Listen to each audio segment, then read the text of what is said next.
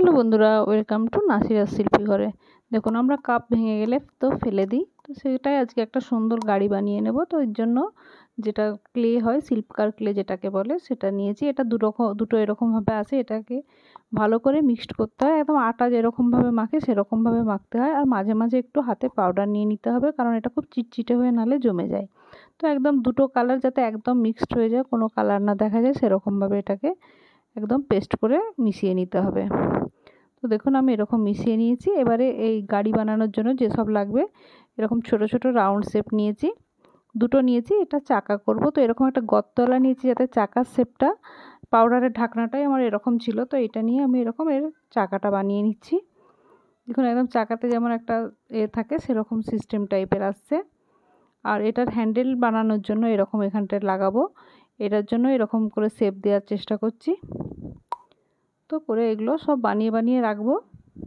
আর সামনের চাকাটাও বানাবো। এটা অটো বানাচ্ছি একটা আসলে। তো দেখুন, এরকমভাবে লাগাবো। এগুলো দেখিয়ে দিচ্ছি, পরে এগুলোকে চেটাবো এর সঙ্গে। আর এটা একটা আলো যেটা থাকে সামনে, সেই আলোটা বানাচ্ছি। তো দেখুন, এগুলো সব শুকিয়ে গেছে।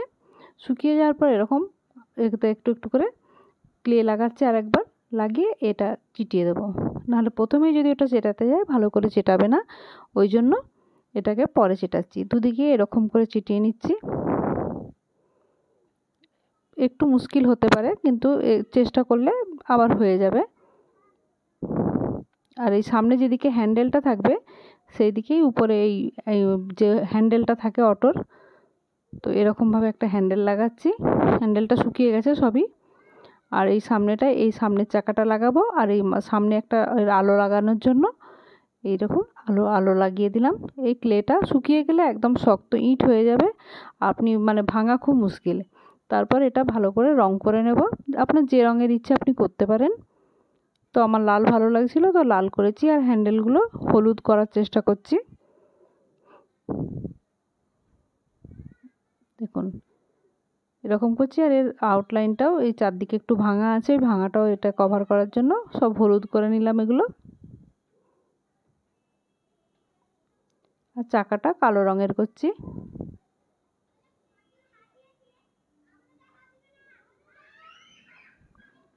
এটা কালো রঙের করেছি, আর মাঝখানগুলো সাদা করব। আপনাদের যে কালারের মনে হয় করবেন। আমি একটু ন্যাচারাল রাখার জন্য, যেরকম কালার এমনি পাওয়া যায় চাকাটা, সেরকম টাইপেরই করার চেষ্টা করছি। তারপর চাকায় যেমন একটা দাগ মতো থাকে, সেই দাগটা দেওয়ার জন্য সাদা কালারটা দিয়ে একটু একটু করে এরকম দিয়ে দিচ্ছি। দেখুন, তো আমার শুকিয়ে গেছে। তো এটাকে আপনি প্ল্যান্টারের মতো ব্যবহার করতে পারেন, আর্টিফিশিয়াল প্ল্যান্টও রাখতে পারেন, নাহলে এমনিও রাখতে পারেন। তো এটা আমি ভার্নিশ করে নিচ্ছি। ভার্নিশ করে নিলে কি, জল লাগলেও এটা আর উঠবে না।